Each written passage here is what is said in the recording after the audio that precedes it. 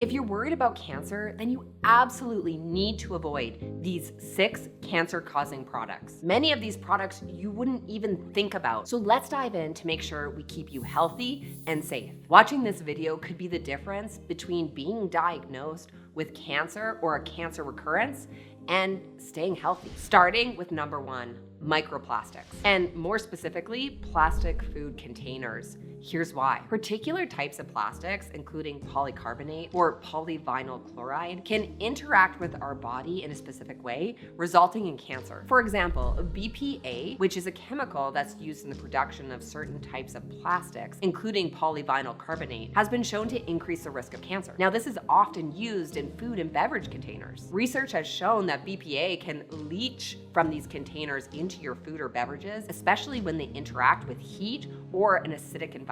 BPA is considered an endocrine disruptor, meaning that can interact with the hormones in your body. This could potentially increase the risk of certain hormone type of cancers, specifically breast cancer. Now, there are loads of plastics in our environment, and it's really difficult to control your exposure. Now, microplastics are tiny plastic pieces that are found in our environment, specifically in the air we breathe, the water we drink, or the food we eat. And these microparticles can contain harmful chemicals from the plastics that they're made out of. There's growing concern about our exposure to microplastics in our environment and the role it has in the development of cancer. But it's nearly impossible to lower or minimize your exposure to these types of plastics. They are ubiquitous. So the best step forward in lowering your exposure is to take your plastic, food, or beverage containers and toss them out. Switch to glass or stainless steel, and this will lower your exposure to microplastics and keep you cancer-free. While the evidence is evolving in terms of our exposure to microplastics and your cancer risk,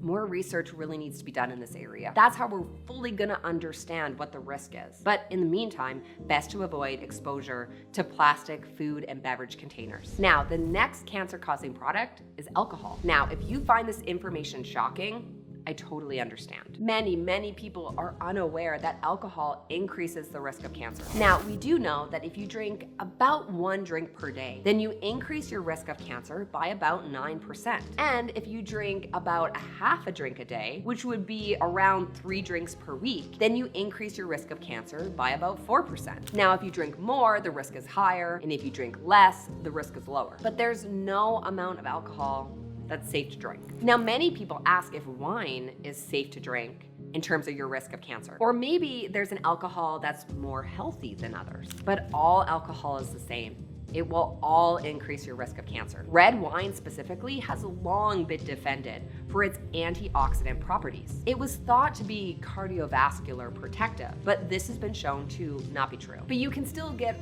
all the same benefits from the antioxidants from the food you eat, without getting the harmful effects of the alcohol. Now look, alcohol is a common way that we socialize and celebrate and gather together. Now, if you feel that you can't completely cut out alcohol and instead want to occasionally enjoy a glass of wine or a cocktail with friends or family, then you absolutely should. The amount of alcohol you consume is proportional to your cancer risk. So the more alcohol you drink, the greater the risk. Now look, I'm often told stories about an old Italian granny that drank a glass of wine every night with supper and lived to be 124 years old. And she never got cancer. And yes, absolutely, these stories do exist. But when we look at large populations of people from anywhere in the world, the more alcohol you drink, the higher your cancer risk. This does not mean that everyone who drinks alcohol is gonna get cancer, or if you abstain from alcohol, then you're safe from cancer. There are many more nuances to cancer than just that. But if you do want to lower your risk of cancer, then the clear and science-backed strategy that you could use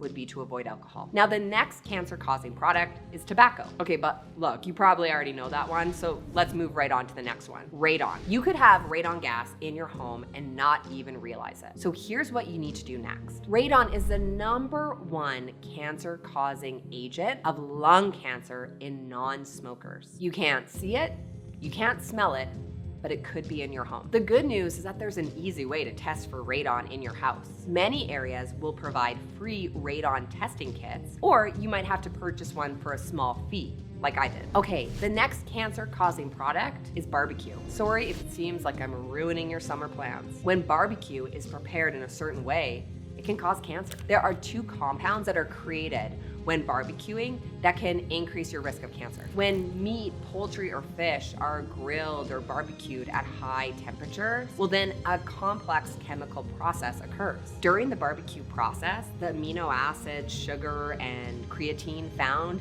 in animal products, it reacts with the barbecue and changes the flavor, the aroma, and the color of your food. However, some of these compounds have been identified as carcinogenic. The primary compound of concern with barbecue is polycyclic aromatic hydrocarbons. These compounds form when the fat and juices from the meat that you're cooking drip down, interact with the flame, and result in this cancer-causing chemical that then rises up and could stick to your food. But the good news is that there's clear ways that you can avoid this happening during the barbecuing process. To avoid these cancer-causing agents while you're barbecuing, then it's best to trim off the fat from your meat before putting it on the grill. This will minimize the drippings that come in contact with the flame, and therefore there'll be less cancer-causing chemicals that are created. But once this fat is trimmed, you also want to cook your meat at lower temperatures. This way it won't create as much charring on your food. Plus, if you marinate your food in an acidic marinade, something like lemon juice, then this will reduce the amount of cancer-causing agents that are able to stick to your food. And lastly, if you barbecue vegetables, there's no risk at all because there's no animal fat. So there's no chemical process that can occur. Okay, so there are lots of options to make your summer barbecue a lot safer, but you do need to take these steps. Okay, and next up is processed meat. Okay, so this information might be new to some of you, so let me show you why processed meat is linked to an increased risk of cancer. Processed meat like sausages, bacon, or deli meat has been shown to increase the risk of cancer. Even eating a small amount of processed meat, like 50 grams a day, which isn't very much, can increase your risk of cancer by about 14%. This would be similar to having a deli meat sandwich every day for lunch.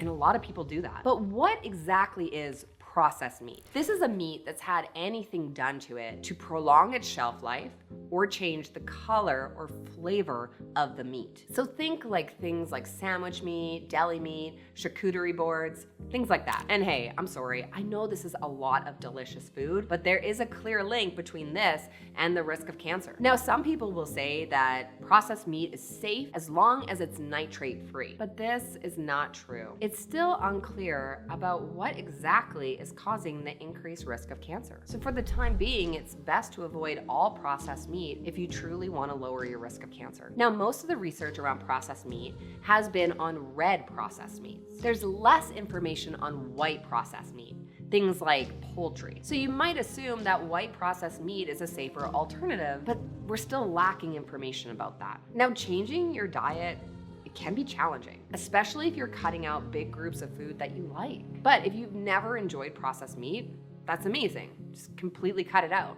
Great. But even reducing your consumption of these meats will lower your cancer risk. If you want to have a random hot dog at a birthday party or charcuterie board at your book club, then go for it. You can balance your consumption of these processed meats while still lowering your risk of cancer dramatically. It really depends on how much risk you want to take on. For me, that does mean I avoid these products the overwhelming majority of the time. But if I'm in a position where it would be very challenging to avoid, then I have them, and I don't stress about it. I know that I've done a lot of great work in my day-to-day life to avoid the consumption of them and lower my cancer risk. So when it happens once in a while, I don't stress out. It matters more what you do most of the time, not what you do on these special occasions. Okay, so now that you know these 6 cancer-causing products, the next thing that you need to know is what to eat to prevent cancer. That's exactly why I'm linking up this next video for you here. Click the link here and I'll see you in the next video.